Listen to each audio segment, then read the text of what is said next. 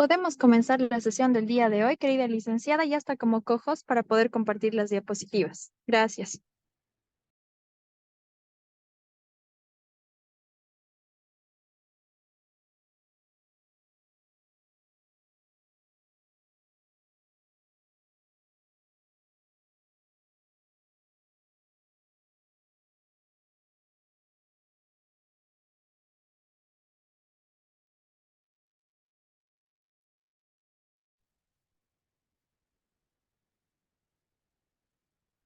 Hola, hola, buenas tardes a todos.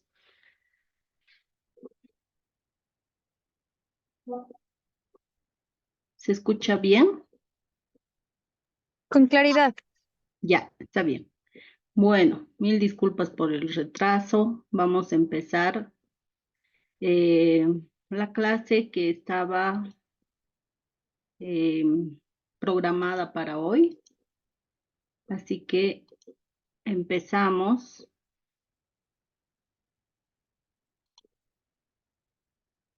Ya. Eh, bien, hoy vamos a repasar algunos conceptos que lo habíamos visto la primera y la segunda clase, pero desde otra mirada.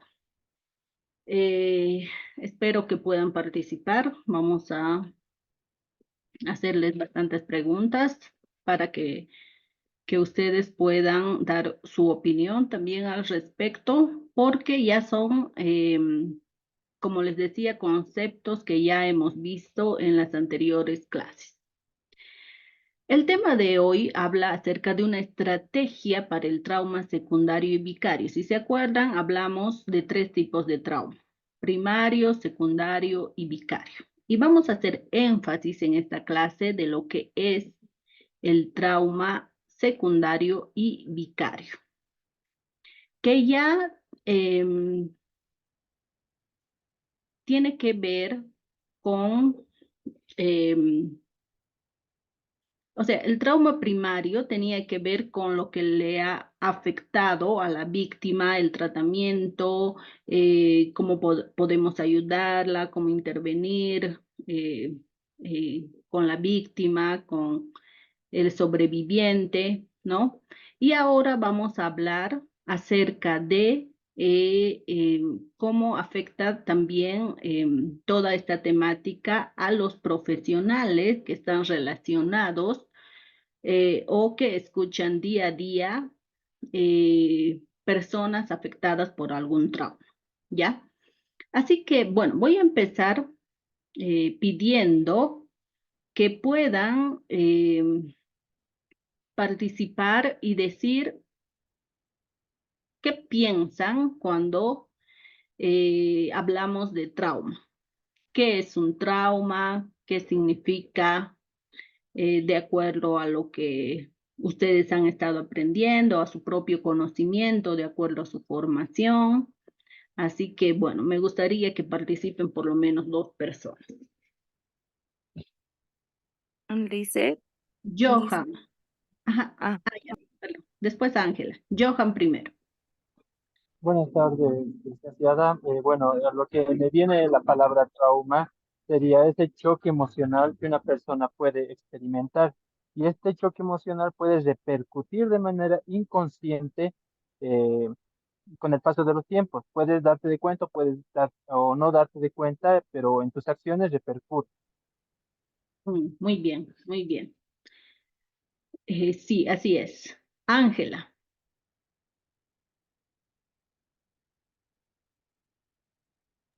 sí, aquí estoy. Gracias, Liz. Ujú, Bueno, yo lo que he escuchado, lo que conozco de un trauma es que es un hecho muy fuerte o muy fuerte para una persona que ha ujú, atravesado la situación, porque entiendo que también pueden ser cosas que a uno lo afecte y sepa sobrellevar, o a otra persona ese mismo hecho le afecte y no sepa sobrellevar. Entonces es eso, y que te marca y se muestra en las actividades que realizas en tu día a día, ¿no? Eso, ujú, Liz. sí, muy bien. Hablamos aquí de un hecho. Johan hablaba acerca de algún estado emocional que se ha podido afectar. A ver, Isabel Cruz, adelante. Buena tarde. Para que salga clarito, un poquito mi señal está débil, pero Sí, no te preocupes, ya adelante. cuando a mí me viene la palabra trauma a la cabeza, como la vez pasada dije, se me va más a una herida. Y queriendo ver esta parte de la herida, decía, ¿qué tipo de herida? ¿Se acuerda que la anterior me hacía recuerdo de una actividad que yo decía, necesito apoyo en esa parte para Ujú, que no me dé ese miedo? ujú, Entonces lo relacionaba como esa herida psicológica que muchas veces puede pasar desapercibido, puede estar muy oculto, muy guardado, ¿no? Y coincido con cuando decía la compañera inconsciente. ujú. Sí, sí, muy bien. Gracias por sus aportaciones. Eh, bueno, todos tenemos como una idea eh, cuando hablamos de trauma. Y obviamente va a haber diferentes conceptos de diferentes autores, sin embargo, hacen relación a lo que ustedes han dicho.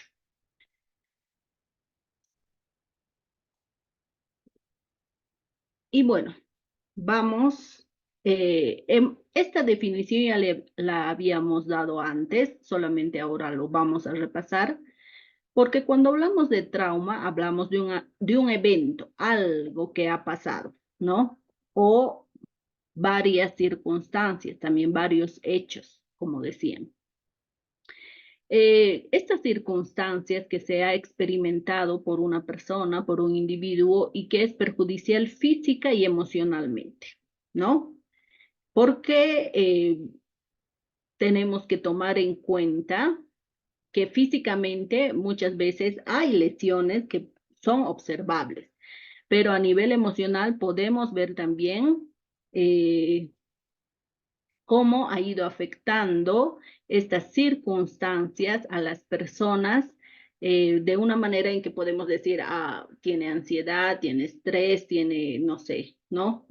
Una serie de definiciones que podríamos dar que tiene efectos adversos que duran y que afectan el funcionamiento del individuo a nivel emocional, mental, físico y espiritual. Eh, Habíamos hablado acerca de el efecto que tiene el trauma a nivel integral. Y cuando hablamos de algo integral en la persona, hablamos justamente de estas áreas, emocional, mental, físico y a nivel espiritual. Ahora, ¿por qué aprender acerca del trauma? ¿No? ¿O por qué estamos haciendo este curso? ¿Por qué estamos aprendiendo acerca de estos conceptos? El trauma es una experiencia común que mucha gente ha experimentado, por no decir todos, ¿no? Todos hemos experimentado algún tipo de trauma en nuestra vida. Puede ser de mayor grado, de menor grado, pero hay cosas que se nos han grabado y que ha afectado de alguna manera nuestra situación. Por eso es que en la anterior clase habíamos hablado también de resiliencia, porque tiene que ver con si bien hemos experimentado algún tipo de trauma, cómo lo hemos sobrellevado o no lo podemos sobrellevar y hemos hablado acerca de cómo distinguir todas estas etapas de resiliencia. La gente lleva el trauma en sus mentes y en sus cuerpos. Muchas veces dejan marca, ¿no? Cicatrices, lesiones o una marca más profunda como no sé, la pérdida de algún miembro del cuerpo, no sé, ¿no? Entonces puede ser, pero también hay eh, situaciones en la mente que tal vez no es observable, pero que sabemos que está ahí.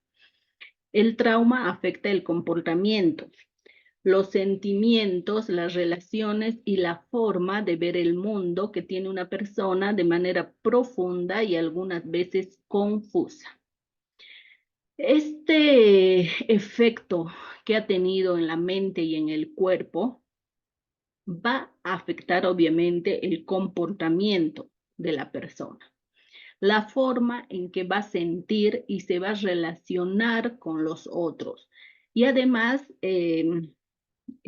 cuando hablamos de a nivel espiritual, hablamos a nivel de creencias, de esperanza, de fe. Hay siempre frases relacionadas a esto como que ya he perdido la fe, ya he perdido la esperanza, o sea, frases bastante negativas que tal vez no ayudan a la resiliencia, pero que sí están y es normal, no podemos decir que es una persona negativa o tóxica, porque es producto de algo que le ha pasado. Por eso es que también en la anterior clase habíamos hablado de que no debemos prejuzgar los comportamientos porque no sabemos la historia de esta persona. Y por ende, un comportamiento negativo muchas veces se debe a que no ha sido trabajado un trauma. Así que es importante aprender acerca de este concepto. Vamos a hablar ahora de tipos de psicotraumatización. Lo que les decía, ¿no? El trauma que ha afectado a la primera persona es la traumatización primaria, es la que ocurre directamente a la víctima que está sufriendo este evento, esta serie de eventos. La traumatización secundaria es la que ocurre al testigo de una manera indirecta, contingente, porque no se lo esperaba, y quien a través de sus órganos de los sentidos o a través de los sentidos ve, escucha, huele algo relacionado con la traumatización ocurrida a otra persona. Pero es una persona bastante cercana a la víctima. Y en tercer lugar está la traumatización terciaria o vicaria, que es indirecta y afecta a los amigos y familia y amigos más cercanos. Cuando hablamos de trauma vicario, es importante este concepto que creo que no se habla así comúnmente, pero es importante sobre todo cuando nos estamos formando en profesiones que están relacionadas a la atención de personas. Por ejemplo, o el caso que a uno se le viene más en mente cuando se habla de atención de personas es en el campo de la salud mental. Sin embargo, también está referido, por ejemplo, los que están de primera fila también en la atención a personas son los médicos, los que están relacionados en todo el campo de la medicina, enfermería, las enfermeras que todo el tiempo están atendiendo pacientes que han sufrido algo, ¿no? Están directamente relacionados con estas personas. Pero también hay otras profesiones, como los abogados, que también están escuchando historias, también los periodistas que pueden estar relacionados con estar en el lugar de los hechos cuando ocurre algo. Entonces, y así hay varias otras profesiones también que ustedes que ahora, digamos, participan en este curso, están relacionados de alguna manera con situaciones donde puede existir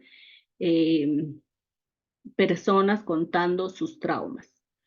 El trauma vicario se refiere al proceso de cambio que se debe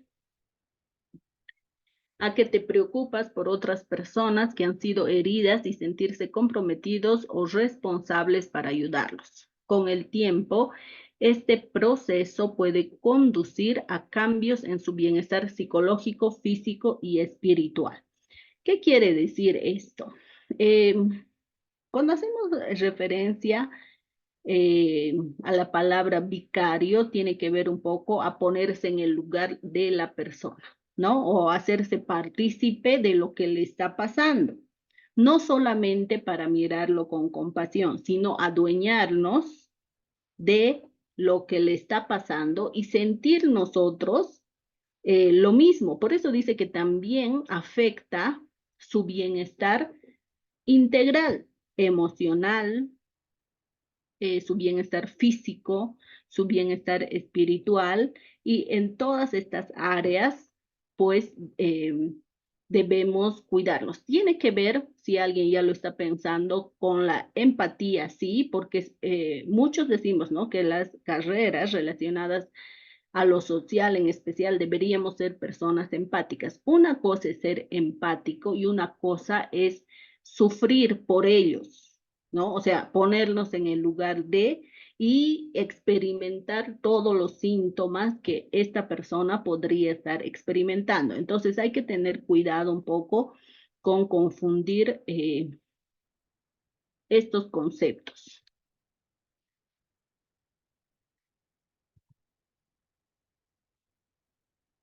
La traumatización vicaria es un tipo de traumatización secundaria por impacto acumulativo o microtrauma. Cuando hablamos de por impacto acumulativo, puede ser o hace referencia a que estamos expuestos continuamente a una serie de situaciones donde estamos expuestos a escuchar o a vivir situaciones donde hay gente que está impactada por algún trauma, derivado de la práctica profesional cotidiana. Por eso les decía también que las personas relacionadas al área de salud física y de salud mental, son los primeros expuestos a que puedan sufrir este tipo de traumatización. Todo personal de ayuda que conocerá el suceso traumático a través del relato, narración o escritos de la víctima de traumatización primaria, como en el caso de clínicos, terapeutas, profesionales, personas que trabajan en emergencias relacionadas a la salud mental, jurídicos, policiales, policlínicos o atenciones de choque. Todas estas personas están relacionadas, sí, con este tipo de traumatización, pero aquí podríamos también exponer otro tipo de profesiones actuales que están relacionados con la atención de personas que están siendo víctimas de cualquier tipo de trauma. Ahora, ¿en qué debemos pensar cuando hablamos de administración del trauma? Primero, ¿a qué se refiere con la administración? O a veces se utiliza la palabra mayordomía. Se refiere a la forma en que vinimos a hacer el trabajo de comprometerse con los sobrevivientes del trauma, la comprensión de cómo el trabajo que nos impacta y el proceso de dar sentido y aprender de nuestras experiencias. El manejo que vamos a hacer a las situaciones que estamos atendiendo. Básicamente, la administración hace referencia a eso, ¿no? A cómo vamos a organizarnos de la mejor manera para poder hacer un trabajo comprometido y un trabajo obviamente profesional en la atención de este tipo de casos. Los principios básicos para la administración del trauma hacen referencia al gozo y dolor son realidades de la vida, o sea, a entender este tipo de conceptos. Entender que el gozo o la felicidad, el dolor u otros sentimientos son realidades de la vida, o sea, que tienen que pasar.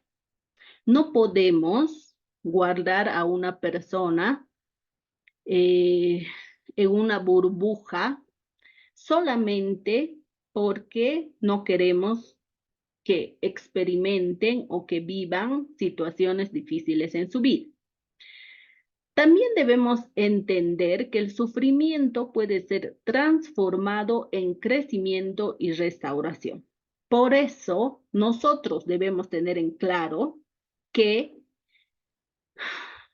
todo proceso de crecimiento implica vivir un trauma. Por eso les decía aquí, o sea, no podemos decir casi todos experimentamos, sino todos experimentamos algún tipo de suceso que nos va a permitir crecer y que no es eh, bonito, voy a decir, ¿no? De experimentar. Por ejemplo, se habla mucho de la etapa de adolescencia, ¿no? La adolescencia, cuando pensamos en adolescente, decimos, ay, es la etapa del burro, es la etapa de rebeldía, es la etapa donde estos chicos hacen renegar a los padres, ¿no? Entonces, es un evento, no voy a decir traumático, pero es un evento que muchas veces, o sea, puede ser una etapa difícil en la vida de una familia, pero que se tiene que atravesar, ¿no? ¿Y cómo podemos hacer nosotros para prevenir y ver la mejor manera de pasar la adolescencia? Pues informándonos de qué es la adolescencia, qué cambios sufren para que nosotros podamos comunicarnos mejor con ellos, no sé, ¿no? Es una serie de temáticas que sí o sí tenemos que pasarla para poder lograr este crecimiento o esta madurez que implica pasar una etapa. Cuidando, atendiendo y guiando responsablemente a los demás que están teniendo dificultades. Cuando hablamos de cuidando, atendiendo, guiando, también hace referencia a usar de la mejor manera el conocimiento y la información.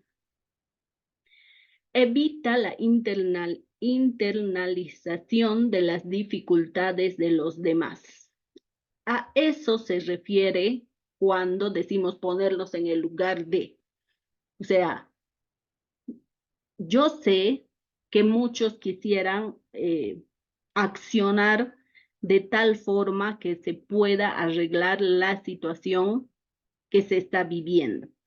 Pero no olvidemos que tenemos varias personas que van a estar atravesando por estas situaciones y no podemos nosotros como hacernos parte de o como que es una obligación que tenemos que resolver esta situación. La internalización también hace referencia justamente a que vamos a estar expuestos, pero ¿cómo lo vamos a manejar?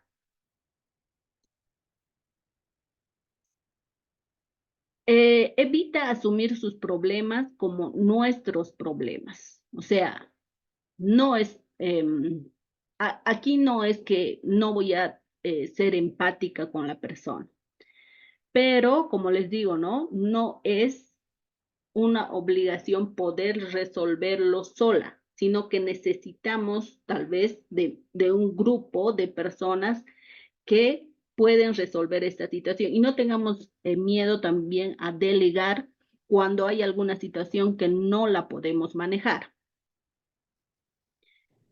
Entonces, a eso habla de los principios básicos en la administración, o sea, cómo lo vamos a manejar de la mejor manera.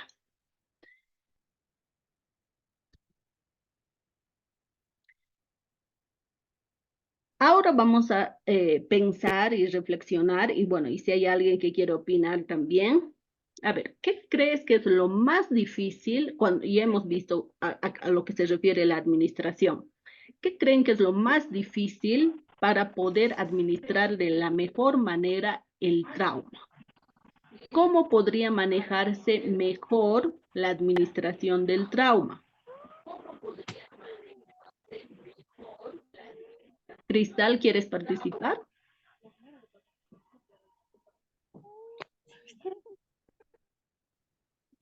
Johan, adelante. Cristal, tu audio, por favor.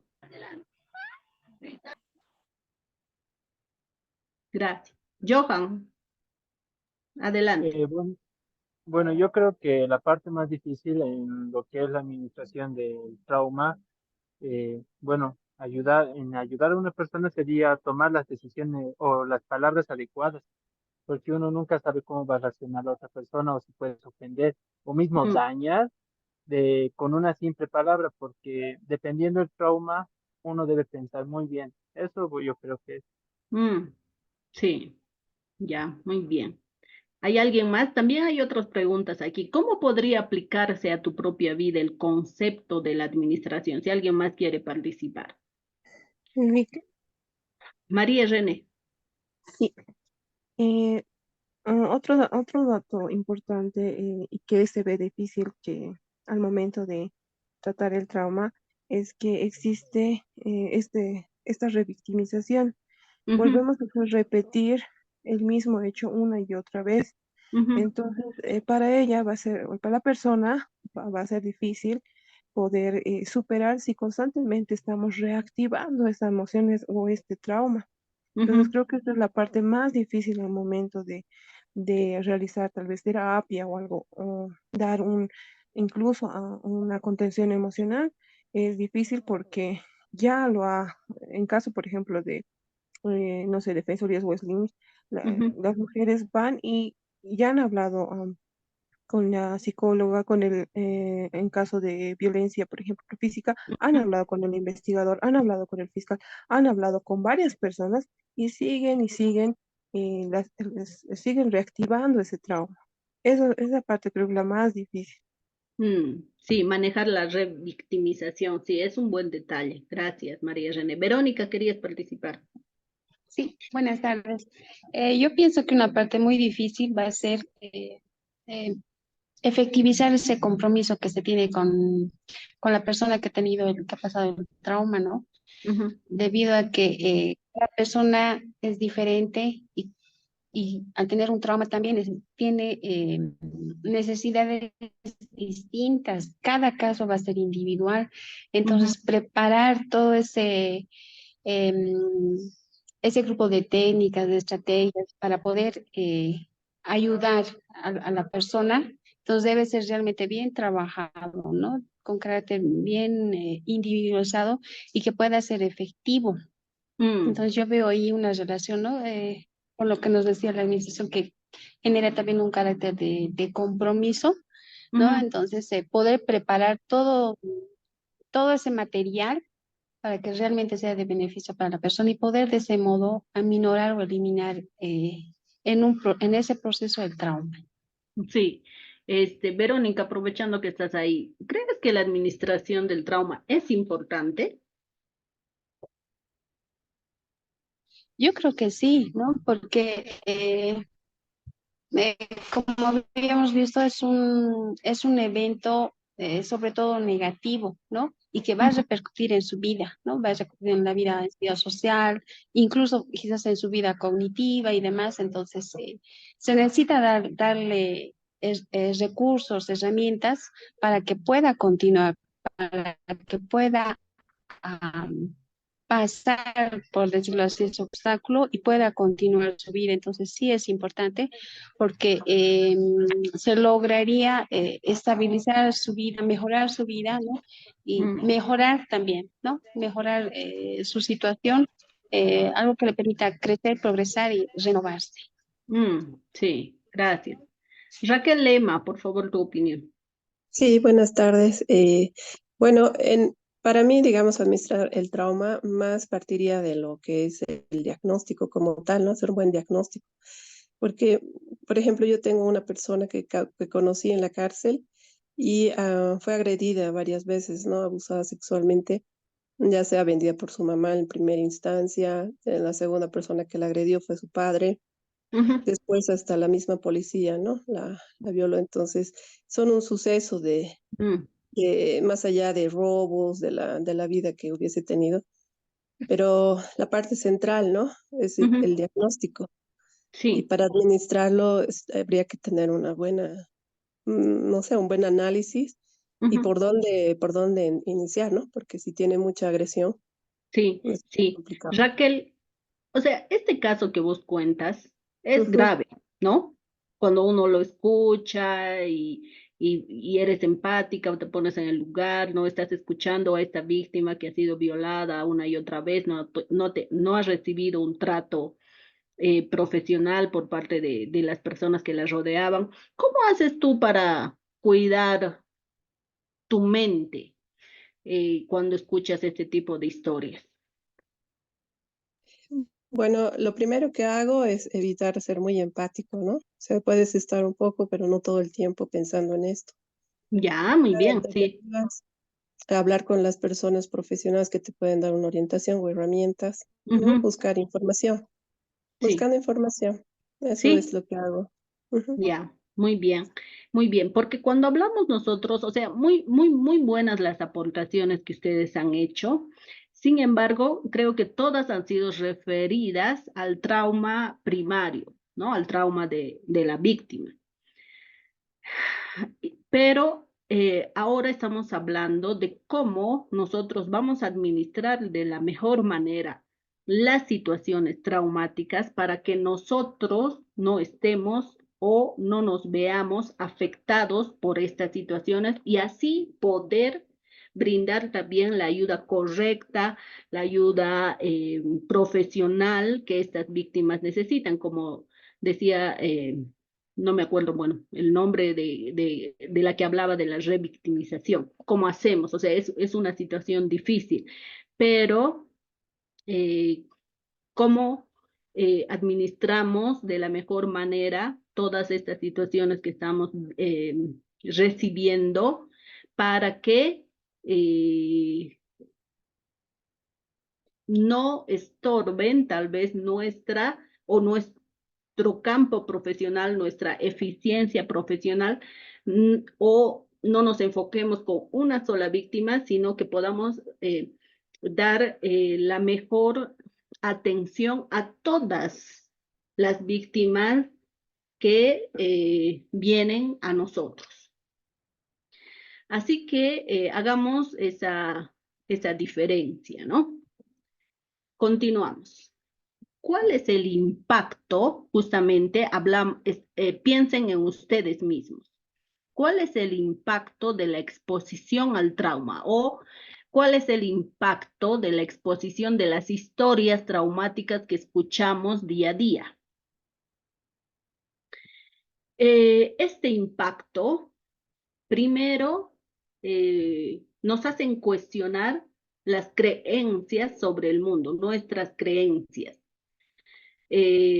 Como les decía muchas veces, llegamos a un punto en que podemos decir ya, yo ya no creo en nadie porque, o sea, estoy expuesta todos los días a tantas mentiras, a tanta hipocresía, a tanta corrupción, a tanta injusticia, que yo ya no sé en qué creer, ¿no? Entonces nos cuestionamos nuestras creencias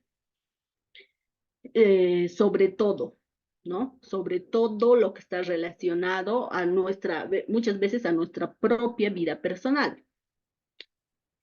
Nuestro sentido de control, que tiene que ver con cómo estamos manejando nosotros estas situaciones.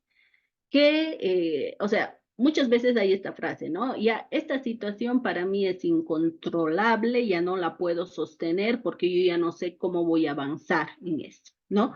Piensen en estas preguntas porque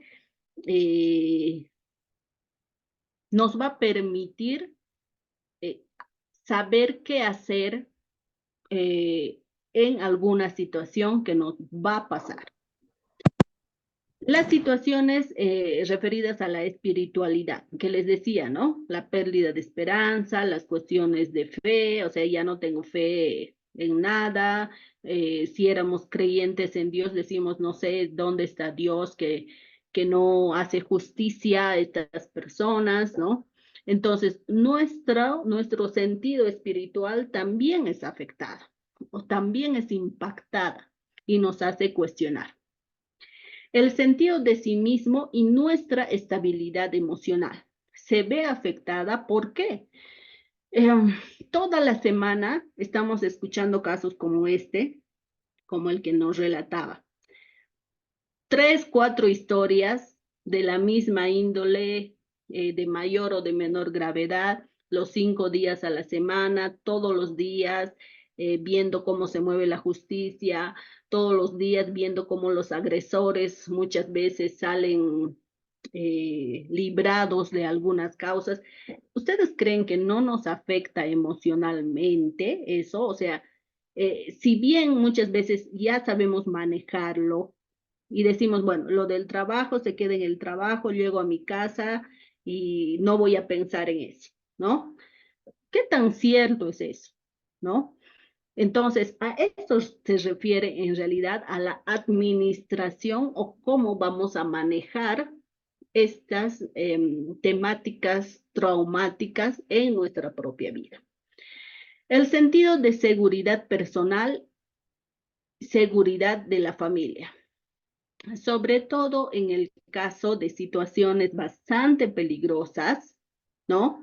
Estoy pensando ahorita, digamos, los médicos que están todo el tiempo tratando, no sé, enfermedades contagiosas. Esto es lo que pasaba, por ejemplo, en la pandemia, ¿no? Tenían que ir a trabajar, pero ¿acaso no se veían afectados ellos en su sentido de seguridad? ¿Será que estoy tomando todos los recaudos correspondientes para no contagiar a mi familia? Ustedes han escuchado que en esa época, inclusive los médicos o personal de salud eran discriminados en sus edificios, que no les dejaban entrar, no podían llegar a su casa porque no querían contagiar a su familia, no sé, ¿no?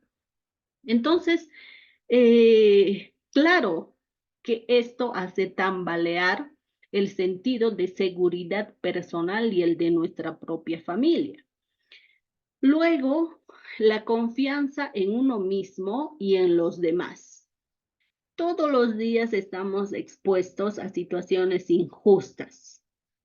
¿Será que va a ser fácil confiar en las personas si es que todos los días estamos escuchando que hay situaciones tan injustas, que la justicia es corrupta, que la justicia hace esto, que no sé, que las influencias, que tal persona, o sea, es muy difícil. Por eso hay las frases donde todos los hombres son iguales, todas las mujeres son iguales.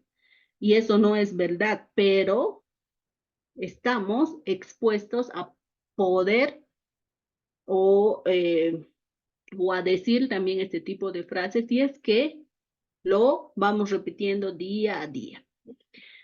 Las maneras en que se juzga a los demás, que tiene que ver con esto de la misma confianza. Como les decía, todos son así, todos los adolescentes son rebeldes, todos los niños son unos adictos al celular.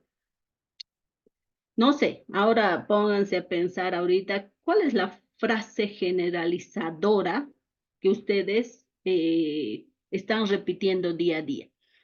Según esa frase que ahorita están pensando, es porque no lo están administrando bien. Entonces hay que hacer como una retroalimentación en nuestra vida y decir, ¿por qué esto me está afectando tanto?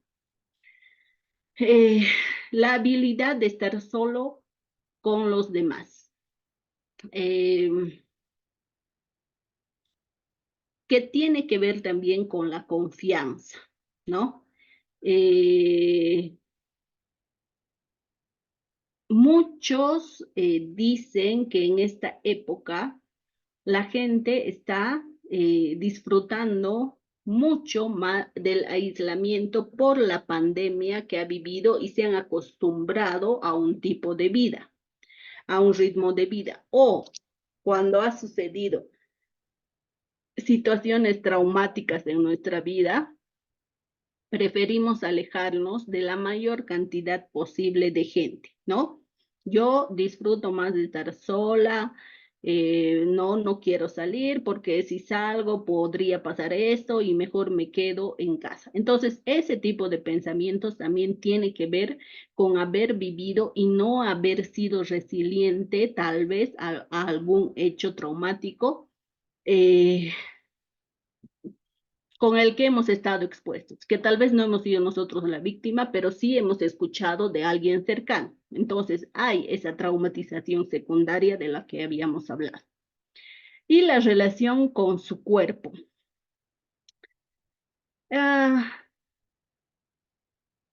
Las enfermedades son un caso claro, digamos, que nos muestran de cómo nos estamos relacionando con nuestro cuerpo. La mente y el cuerpo obviamente están muy ligados y muy relacionados. Cuando hemos visto la clase del funcionamiento del cerebro, hemos visto de cómo los traumas, el impacto que causa afecta también la salud cuando no se trata o no se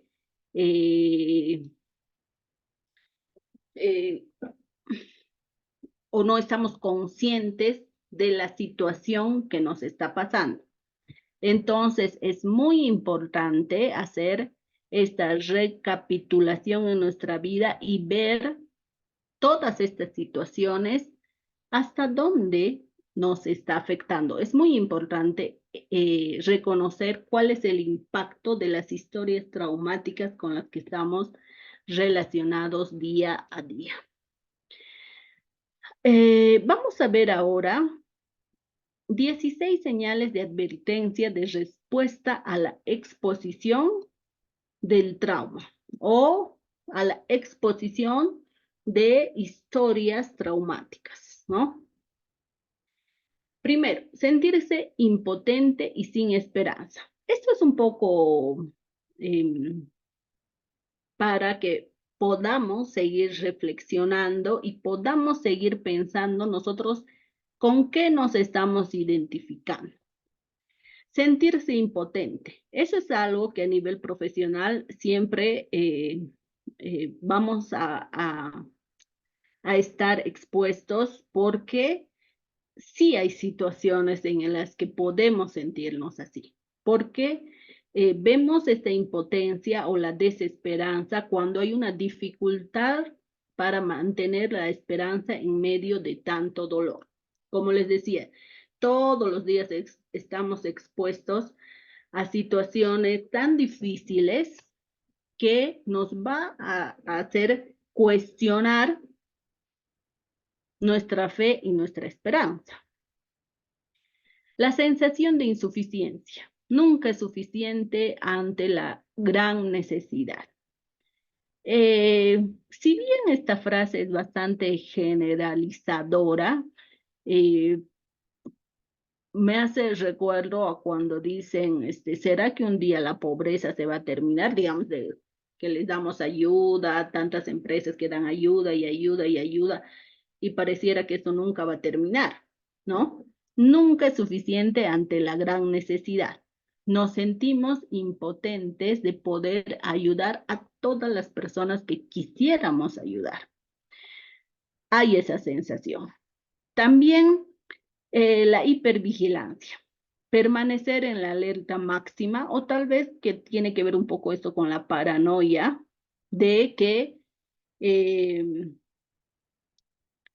como escucho cada día que pasa esta situación difícil en la sociedad, vamos a estar todo el tiempo creyendo, pensando que esto nos puede ocurrir a nosotros o a alguien que amamos. Entonces estamos en modo alerta máxima. Reducción de la creatividad. Sentimientos de aburrimiento, sin alegría y solo capaz de pensar dentro de la caja. Puede existir estos sentimientos de aburrimiento o pérdida de la alegría cuando estamos demasiado expuestos a estas situaciones traumáticas con las que nos relacionamos día a día. La incapacidad para aceptar la complejidad. No se enfoca con claridad en la situación.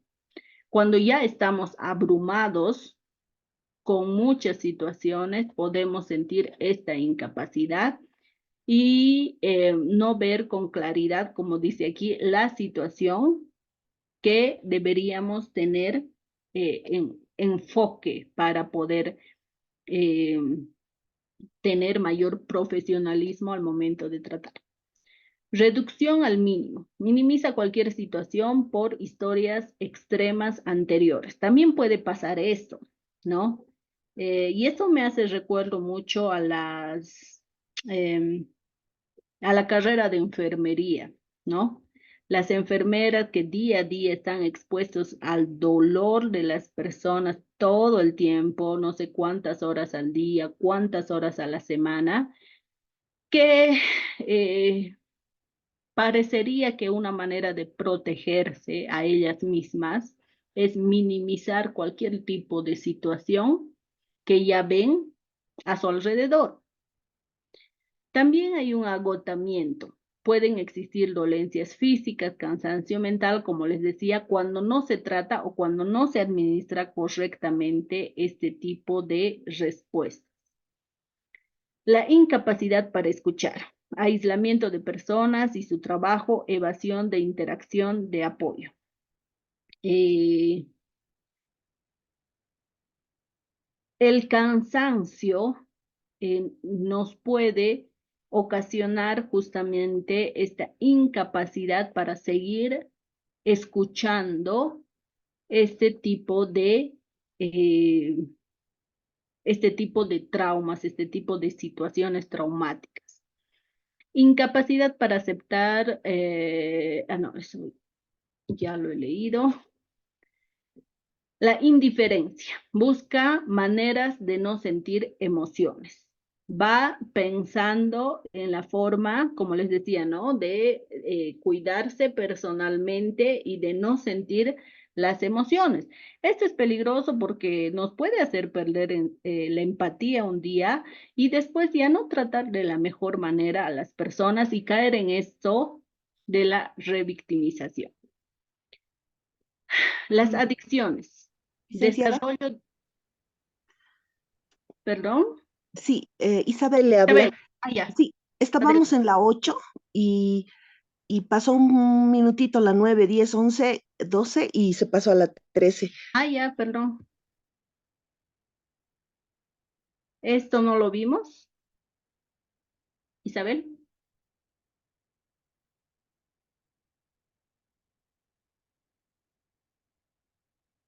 La incapacidad de, sí, lo vimos, el agotamiento, todo esto. Ajá, ya. Está bien, entonces, el 13, indiferencia, ¿no?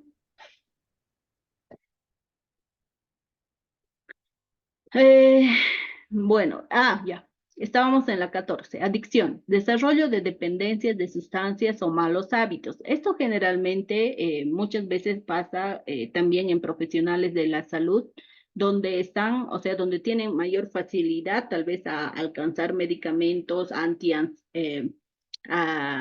antidepresivos, antiestrés, para la ansiedad. Pueden tener facilidad y pueden empezar a consumir por la necesidad que tienen de atender a más personas.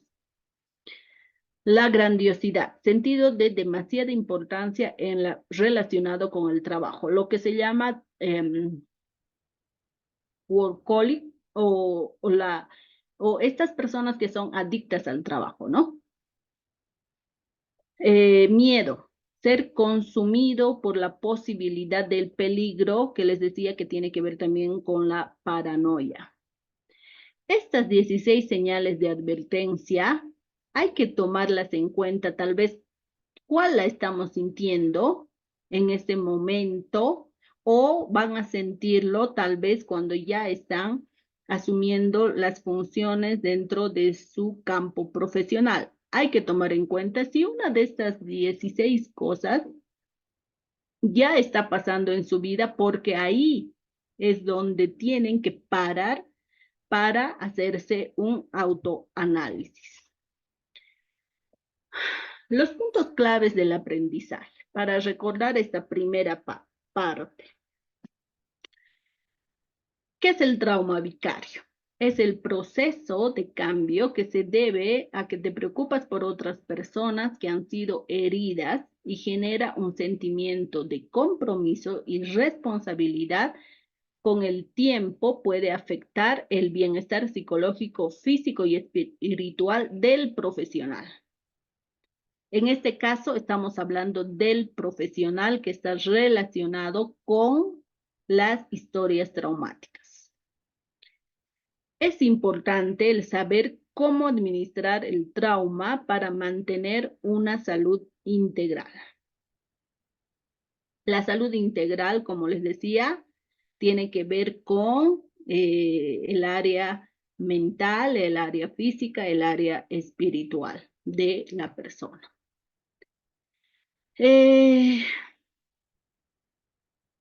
Es importante preguntarnos, como les decía, ¿no? Ver estos 16 síntomas tal vez para saber qué tan estresado estás por la situación. Bueno, no sé si es que tienen algún comentario al respecto de estos dos conceptos que hemos visto, ¿no? La forma de administración y de lo que es el trauma vicario. No sé si tienen alguna pregunta.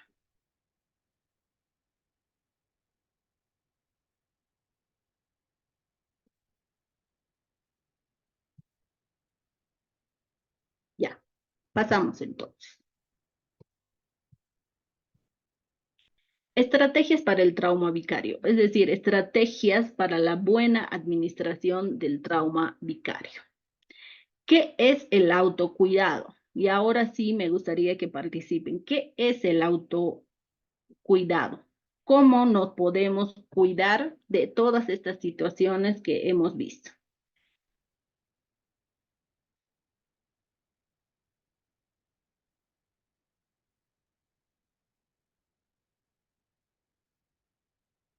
¿Alguien quiere participar? ¿Qué es el autocuidado? ¿O qué entienden por eso?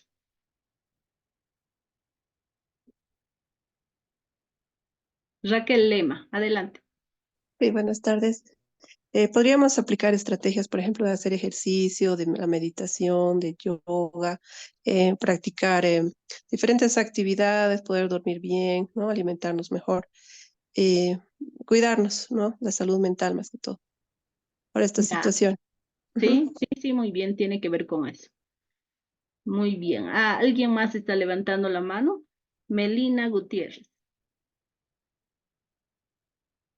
¿Cómo está, doctora? Buenas tardes y a todos los compañeros y compañeras. Un poco este tema, a veces, por ejemplo, en las defensorías es importante, podemos realizar un autocuidado, pero también en equipo, porque los casos que se enfrentan tienen que ver con un equipo multidisciplinario, entonces sería muy importante trabajar dentro de esa multidisciplinariedad, doctora. Ya, sí, tienes razón, tiene que ver también con el trabajo en equipo, es verdad. No sé si hay alguien más, creo que alguien más estaba levantando la mano. Licenciada, Isabel, adelante. no sé, voy a tratar de hacerlo con cámara también. Para mí es importante el desconectar, ¿no? Con cualquier otra situación, porque esa carga emocional sí es fuerte. Yo de formación soy profesora y ahora egresada en Derecho. Generalmente siempre hay problemas donde no sabes cómo actuar, ¿no? Porque a veces hay muchas situaciones de violencia, no solamente en las familias, sino también al entorno, ¿no? Porque eso se reproduce en el trabajo. Y una forma de desconectar desde mi trabajo era estudiar derecho. Y ahora que he estudiado derecho, al hacer mis prácticas, veo que hay dos situaciones, ¿no? En en esto del autocuidado. Uno es darte cuenta que no te puedes quedar en ese lugar de víctima. Sí. Esa situación peligrosa de víctima, que ya habiendo detectado el trauma, y esto hablando de la clase de ahora, es que uno tiene que primero reconocer que tiene esta necesidad de recibir apoyo. Eso. Sí, muy bien, Isabel, gracias por ese comentario, porque es importante estos dos puntos que tú dices y lo vamos a ir analizando ahora. El autocuidado se refiere a un entendimiento de su propia respuesta al estrés y también qué es lo que le ayuda mejor para recuperarse de los eventos estresantes.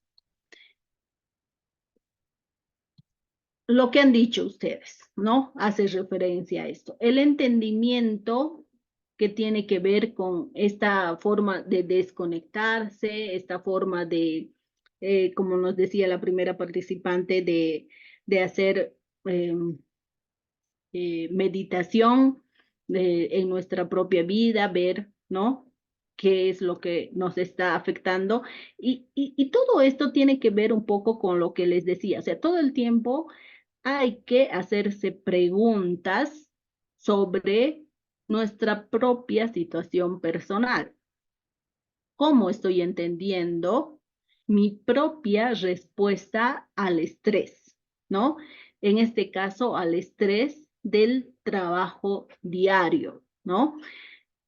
No hay una fórmula que nos diga esto funciona, ¿no? Porque esto funciona para esta persona. Esta otra cosa funciona para esta otra persona. Entonces hay que tener en cuenta también eso, ¿no? La forma en que estamos afrontando el estrés, pero a mí me está funcionando esto, a mí me está funcionando el ejercicio, a mí me está funcionando la meditación, a mí me está funcionando la desconexión. Pero todos vamos a tener una diferente forma de enfrentar estas situaciones estresantes, tanto a nivel físico, mental, emocional y espiritual. Estrategias de afrontamiento.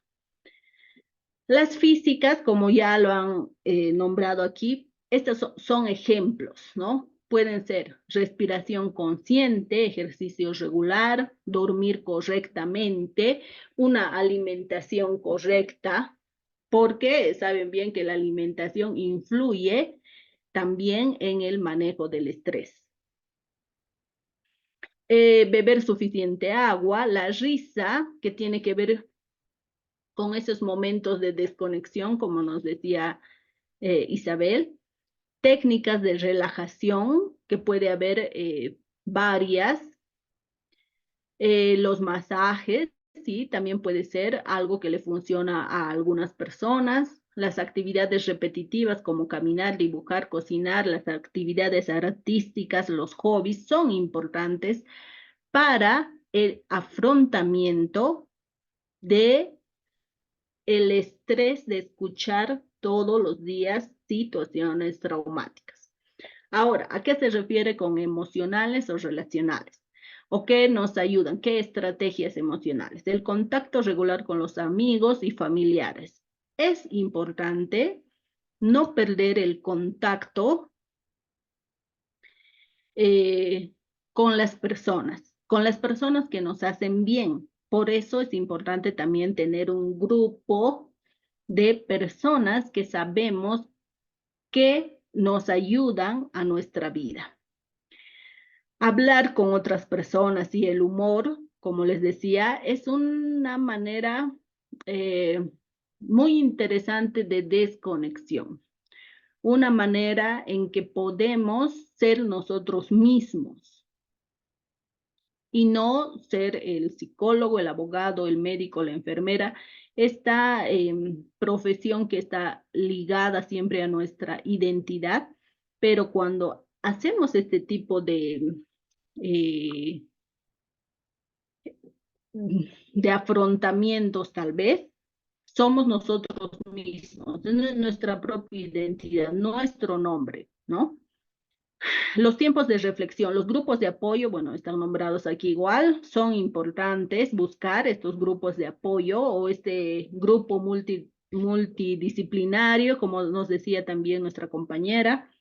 Las actividades creativas que tienen que ver con el arte, películas, libros, música, nos ayudan bastante. Si es que esto es algo de pasatiempo, de afición, de algo que nos hace sentir calmados, relajados, prioridad balanceadas, Las prioridades balanceadas tienen que ver con hacer un autoanálisis de cuáles son mis prioridades.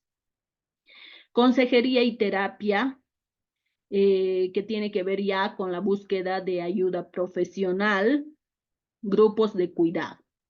Todo esto nos va a permitir, todos estos son ejemplos. Seguramente tal vez alguien puede decir que hay algo más que sí le ha funcionado, como el mindfulness, que nos hablaba también la compañera.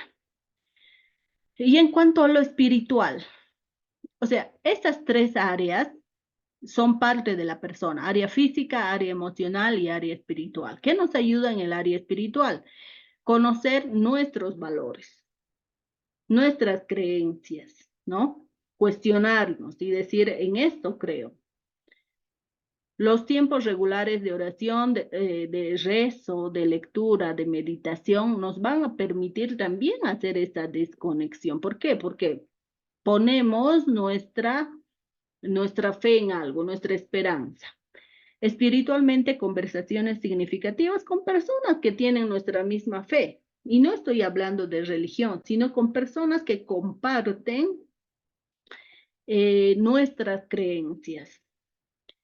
Cantar, escuchar música significativa. Muchos dicen que la música es como un recurso espiritual porque nos hacen trascender hacia una dimensión diferente, ¿no? Entonces puede ser un ejemplo de lo que nos puede ayudar. El contacto con los líderes religiosos o individuos inspiradores, ¿no? Que son importantes para nosotros, que sabemos que están de alguna manera, no sé, relacionados a las personas de confianza, porque tomemos en cuenta también que sinónimo de ser líder religioso no es una buena persona, pero para eso nosotros tenemos la capacidad de distinguir quién nos va a brindar esa ayuda, esa contención que necesitamos. La soledad y la meditación, que están relacionados un poco a esto también, y me voy a apropiar de la palabra que decía la compañera, de la desconexión. Desconectarnos un poco con lo que es la parte del trabajo para encontrarnos a nosotros mismos.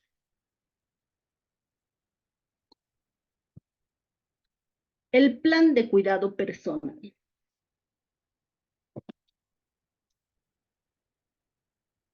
La autoevaluación que nos tenemos que hacer día a día tiene que ver con estas áreas en nuestra vida. ¿Cómo estamos con la familia, amigos? ¿Cómo está nuestra salud? ¿Tenemos pasatiempos? ¿No tenemos? ¿Cómo está nuestro trabajo? ¿Cómo estamos lidiando este campo? ¿Estamos descansando lo suficiente? ¿O cómo está nuestro propio desarrollo personal, que tiene que ver con nuestra identidad?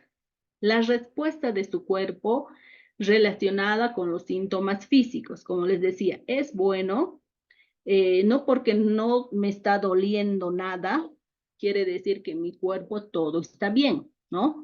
Entonces es importante darnos cuenta en qué o cómo podemos trabajar de la mejor manera nuestro cuerpo. Sus emociones conectadas a un evento, sus pensamientos y reacciones sensoriales que son persistentes después de un evento, su comportamiento cuando está solo y con los demás, todo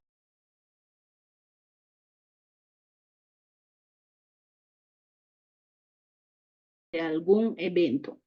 Todo esto lo vamos analizando en nuestra propia vida.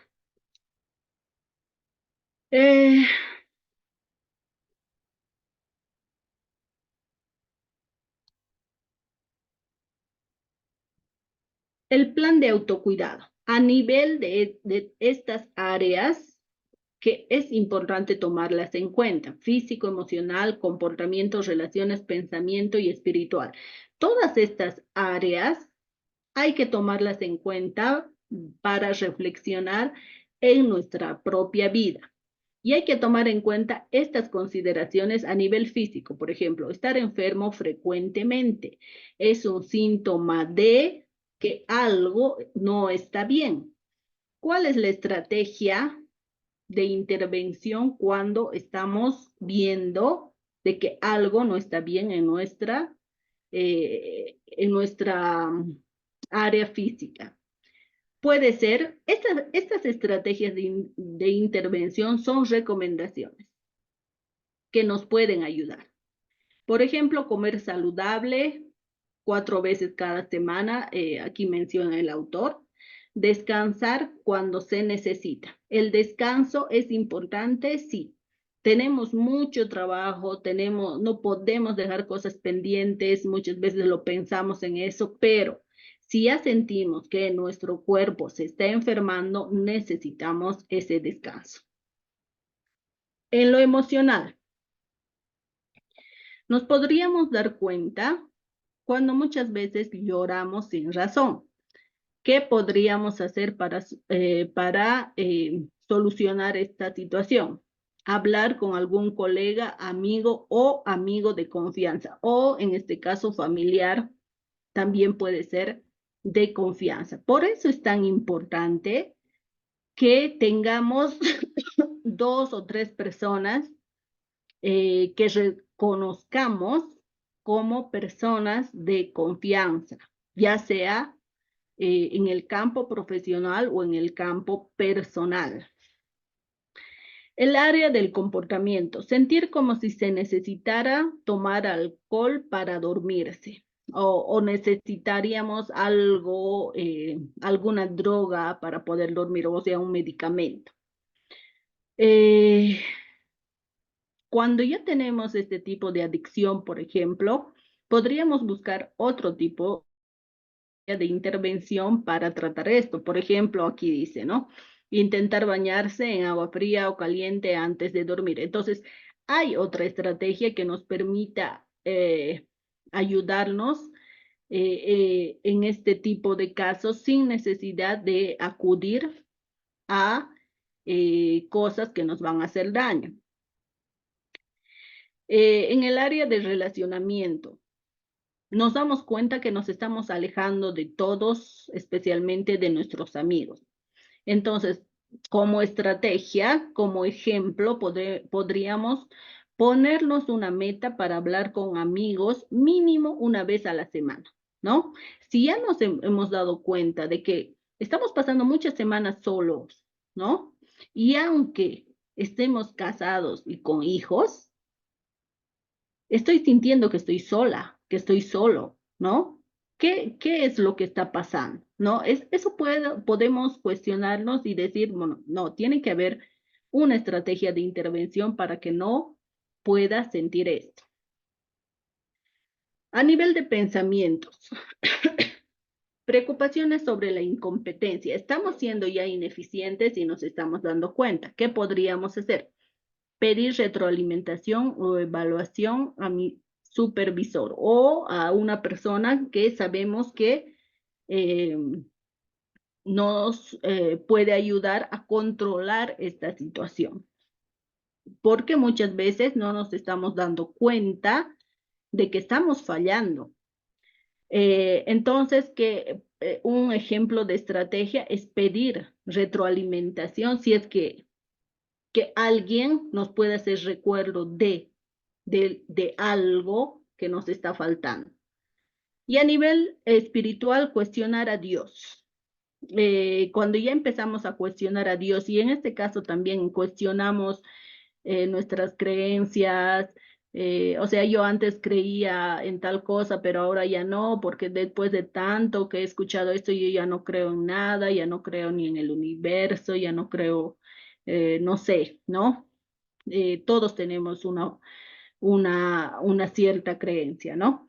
Entonces, es importante, o el ejemplo que nos da aquí como estrategia de intervención es hablar con un pastor, sacerdote o persona ligada a la espiritualidad o ligada a las creencias que nosotros podríamos tener para hablar al respecto de lo que nos está pasando. Es importante porque les había dicho en anteriores clases que ya la pérdida de esperanza es un síntoma de que hay que tomarlo en cuenta para no seguir cayendo en esta situación de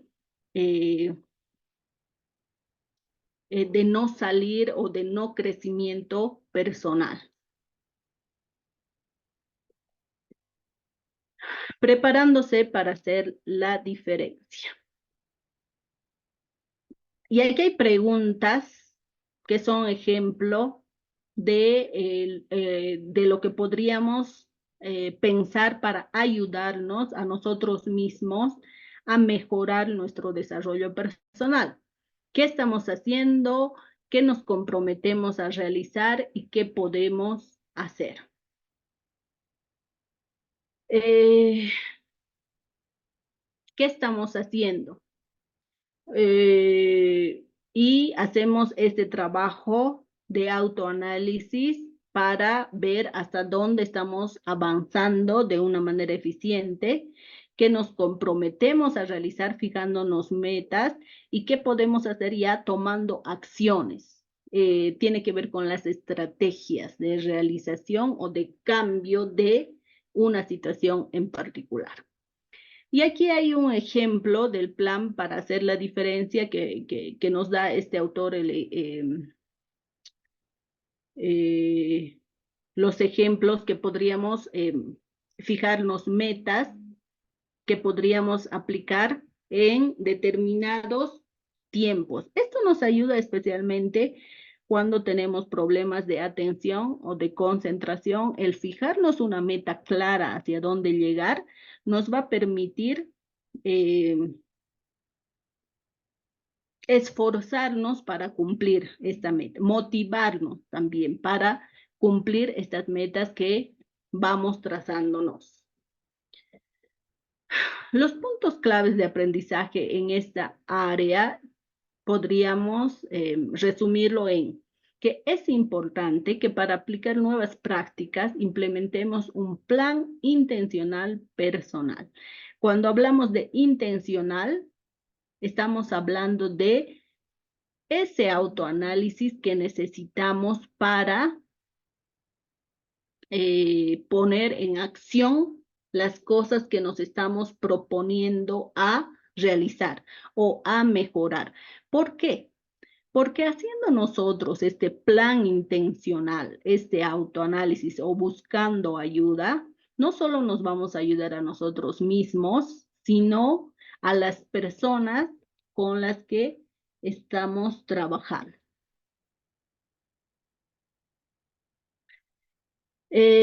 Bueno, ese es el tema de hoy y me gustaría escuchar sus opiniones al respecto, opiniones, comentarios, preguntas, qué les ha hecho pensar este tema. ¿Nos estamos cuidando? ¿Estamos realizando todas estas actividades o nos comprometemos de ahora en adelante a realizar estas actividades propuestas?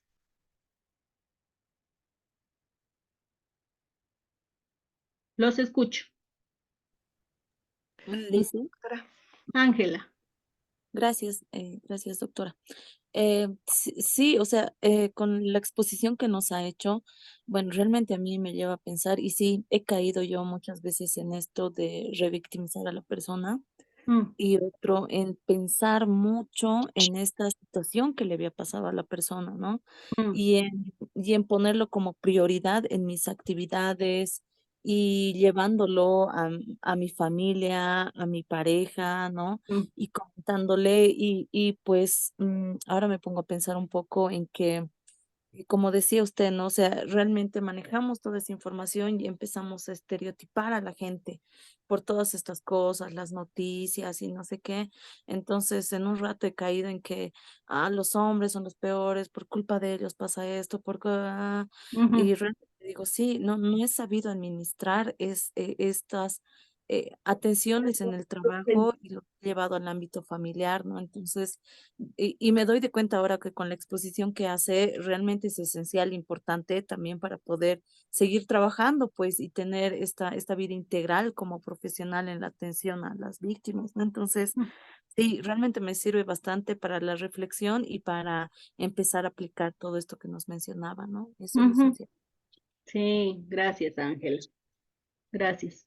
¿Alguien más Sí, quisiera? yo quisiera decir algo cortito. Claro, adelante.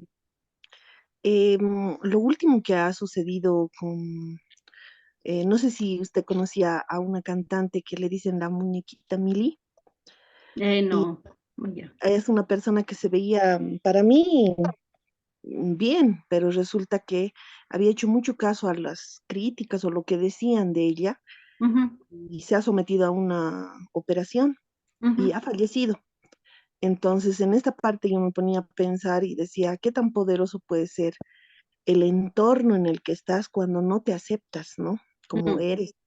Y en esa parte, por lo menos una tarea que tengo para aquí en adelante para desconectar es esto de la voz interna que todos tenemos. ¿Qué nos decimos a nosotros mismos cuando estamos en esa soledad que usted decía, ¿no? Aunque estemos mm, acompañados, en esa voz interna, ¿qué nos mm, dice? Entonces, esa mm. es mi próxima meta para desconectar.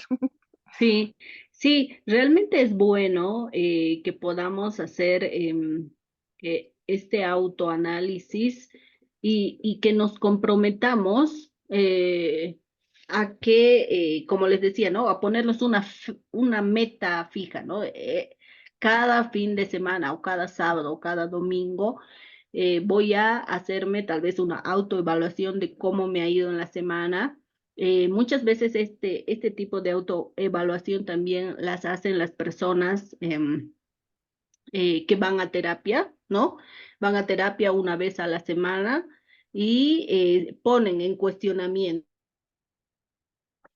Entonces, eso les permite eh, realizar una reflexión constante de qué situaciones les está afectando, qué situaciones sí las pueden manejar y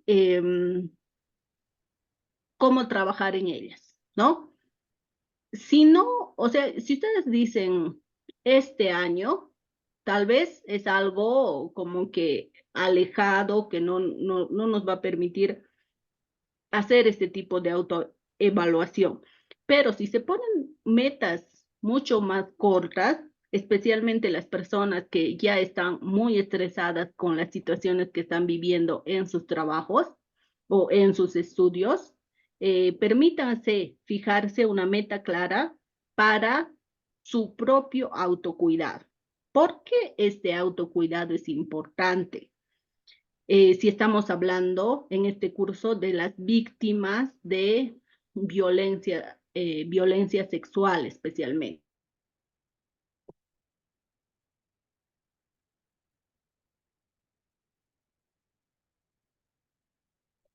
¿Ya? Una y otra vez este tipo de historias. Pero si nosotros nos cuidamos nuestro campo profesional, nos estamos capacitando, estamos buscando información y además estamos trabajando en nuestras propias vidas, va a ser más beneficioso esto para las personas con las que estamos trabajando. Entonces, estamos pensando en ella cuando nosotros estamos cuidando nuestra propia vida. Alguien más, estoy viendo muchos mensajes de que están pidiendo las diapositivas. Sin embargo, esto lo voy a consultar con los administradores del curso, porque estas diapositivas justamente es propiedad de la institución. Sin embargo, voy a ver si se puede hacer un resumen para pasarles a ustedes, pero voy a consultar, así que no les prometo nada. ¿Alguien más que quisiera dar su opinión antes de terminar?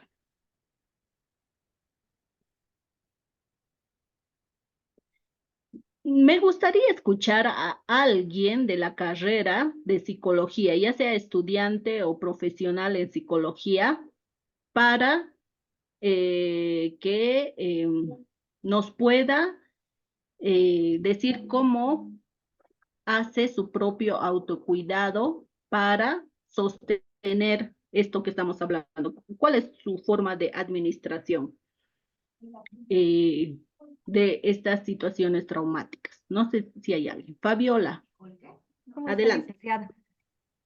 Considero que es bien importante tener también procesos de psicoterapia nosotros como profesionales, porque probablemente tengamos muchos asuntos no resueltos Sí.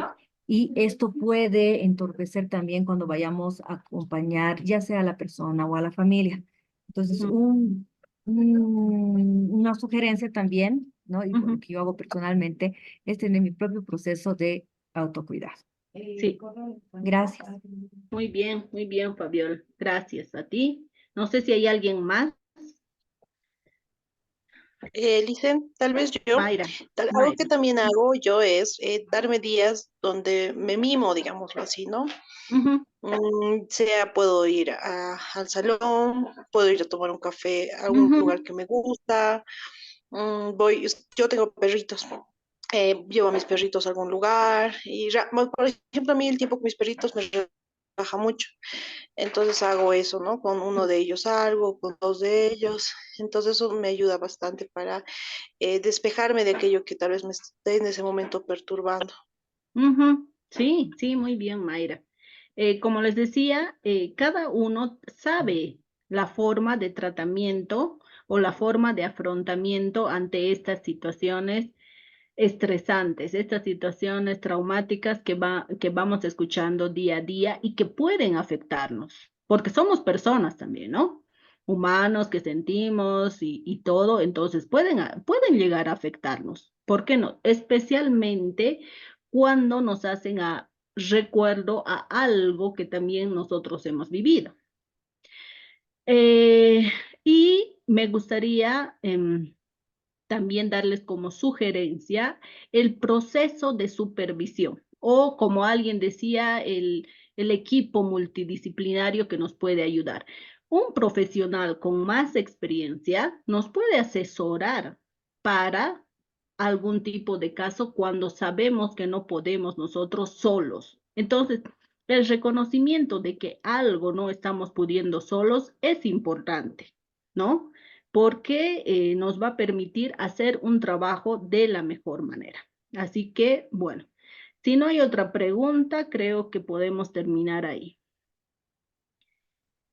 Y gracias a todas las personas que han participado, realmente muy valiosa su opinión. Rescato muchas cosas que ustedes dicen de su propia experiencia. Ángela, tal vez quieres decir algo más.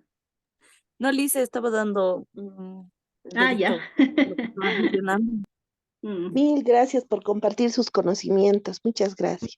Bueno, gracias a ustedes. Nos vemos el próximo jueves ya para la última clase del área de psicología. Bueno, buenas tardes y hasta luego.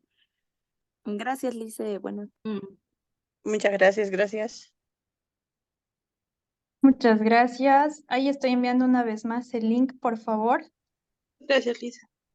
Ahí está, una vez más. Muchas gracias. Nos vemos, queridos colegas. Hasta luego. Gracias, Lice.